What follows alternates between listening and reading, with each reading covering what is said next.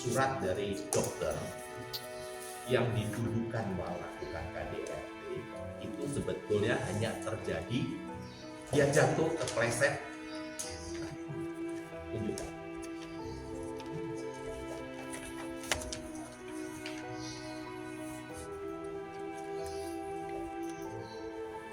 Iya, saya melakukan KDRT ya. Saya buka satu bukti aja. Ini dari institusi kesehatan. Kalian bisa baca apa keterangan di sini. Silakan dilihat kakak ini. Ini kecil, tapi mungkin nanti bisa di-share. Nanti aja deh. Itu bukti, kan banyak banget saya punya. Oke. Apa? Kan ada berita ya. Iya. Jadi di sini beritanya itu kan dia mengaku melaporkan bahwa S itu dapat perlakuan KDRT. Sedangkan bahwa di sini itu adalah jatuh terpleset. Ini surat keterangan dari dokter. Jadi apa yang dikatakan bahwa itu adalah tidak benar atau mengada-ngada dalam hal ini dalam bahasa hukumnya itu fitnah telah terjadi KDRT. Nanti ini adalah bahan yang untuk pada penyidik bahwa tidak ada terjadi KDRT. Kedua, tuduhan daripada foto ada biru-biru pada matanya. Yang pertama saya tanya, saya berfoto mungkin setahun yang lalu, 2 tahun yang lalu, sebelum saya kenal dengan Rizal, misalkan suatu contoh. Kemudian saya bilang, setelah saya kenal dia, saya ada biru-biru ini. Itu kan bukan bukti. Karena kalau memang bukti, dia merasa dipukul, dibanting, ditekuk, di apa segalanya, terjadi biru-biru, lembam dan segalanya. Kan ada visum dokter, tanggalnya harus tahu. Ini kan hanya menunjukkan foto, ini kaki saya biru misalkan gitu kan. Terus saya bilang, karena dipukul, loh ini terjadinya padahal setahun 2 tahun yang lalu. Bahwa itu kan fitnah. Jadi tidak bisa serta-merta dengan menunjukkan foto, mengaku, mengatakan bahwa ini telah dianiaya. Bahwa itu tidak benar karena tidak ada visum dan tidak ada tanggalnya pada foto tersebut. Ketiga, tidak dinafkahi. Bahwa ada bukti-bukti transfer. Coba tunjuk. Saya itu bilang masalah Sarah, saya ini orang sederhana. Siap makan sepiring berdua pakai garam. Apa enggak? Yang penting aku cinta sama kakak. Oke, ayo kita survive bareng-bareng. Dan saya selama untuk pernikahan kemarin itu, ya, saya tuh sampai mengorbankan menyekolahkan rumah saya hanya untuk membahagiakan dan untuk ini pernikahan saya pertama kali. Banyak beberapa yang saya kasih secara pribadi, tapi saya untungnya juga Pak. Hanya bukti transfer kepada beliau. Kasih lihat satu persatu. Banyak banget deh, tebel nih pokoknya. Tunjukkan ini satu balik itu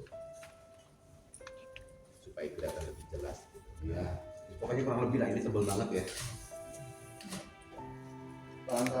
Jadi yang penting satu, Sampai ada beli bahwa R ini bukan orang yang berkelebihan, sehingga tentu tapi dia tetap tahu tanggung jawab sebagai seorang suami bahwa dia harus memberikan sesuatu untuk nafkah, meskipun nafkah itu tidak besar.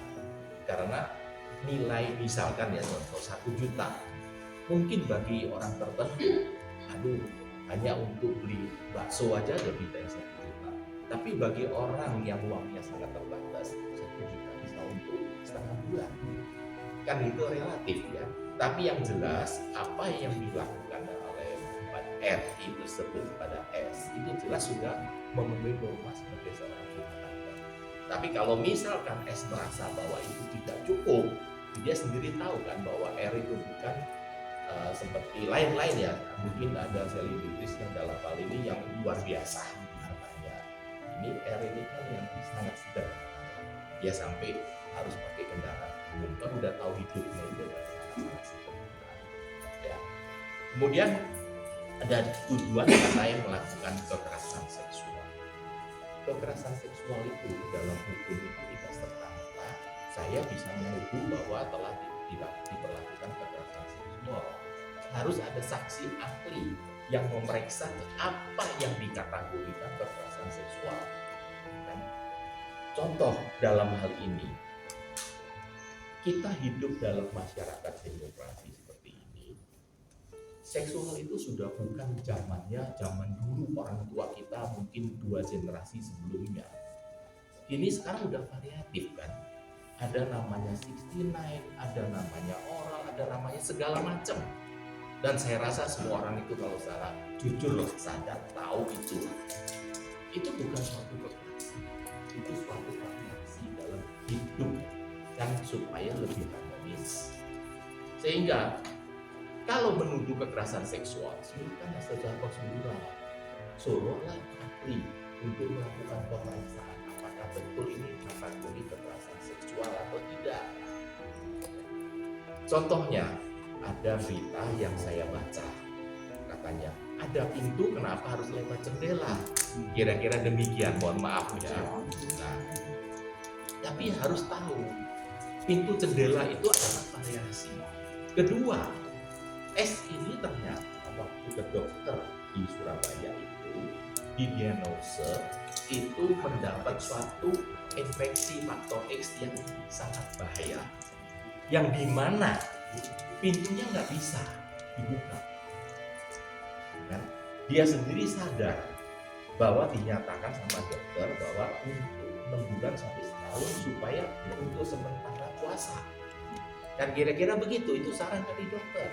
Silakan dokter spesialisasi. Tapi karena mungkin waktu ketika itu S beretiket baik kan gitu, atau masih sayang sama R, kemudian okelah kita pakai variasi lain, dan tidak semata-mata harus demikian. Dia sudah pernah menolak kan gitu kan, tapi akhirnya ya mungkin mana terjadi berapa sekali, 2 kali, saya nggak tahu lah kan, kira-kira demikian. Tapi namun hal demikian harus kita lihat faktor utamanya, bahwa karena dia ada sakit, harus puasa, kemudian dengan inisiatif yang bersangkutan sendiri dia mengajak R untuk melakukan sesuatu. Terus kemudian ada yang mengatakan selalu pulang malam dengan mabuk. Kalau pulang malam mabuk ya mungkin teman-teman di sini kan sudah terlalu banyak lah hubungannya sama artis-artis kan. Artis kan tahu sendiri dampak yang itu kadang di syuting itu kan nggak menentu. Bisa-bisa 2 hari kagak pulang kan gitu kan. Nah dia sudah tahu bahwa profesi itu demikian. Jadi memang R juga mengakui pernah pulang pagi kan gitu kan, tapi dalam hal ini karena kerjaan. Kalau soal mabuk, saya rasa karena saya mata merah pakai kendaraan umum capek gitu kan ya, tidak sih.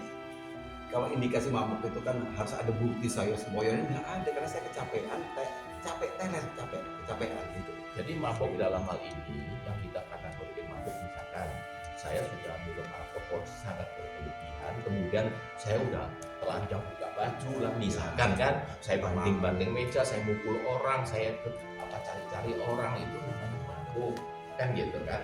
Dan lagi R dalam hal ini kalau matanya merah terus kemudian capek, sudah teler seperti orang sudah semboyongan, itu kan tidak bisa serta-merta disebut sebagai mabuk. Kecuali dalam keadaan mabuk, si R ini melakukan sesuatu, dia telanjang bulat keliling di jalan untuk lari gitu kan, ya itu dia mabuk lah, ya ada tidak beres gitu. Sehingga tuduhan-tuduhan demikian itu semua tidak benar. Jadi saya minta dalam hal ini supaya teman-teman media mengerti apa sebenarnya yang terjadi. Ya.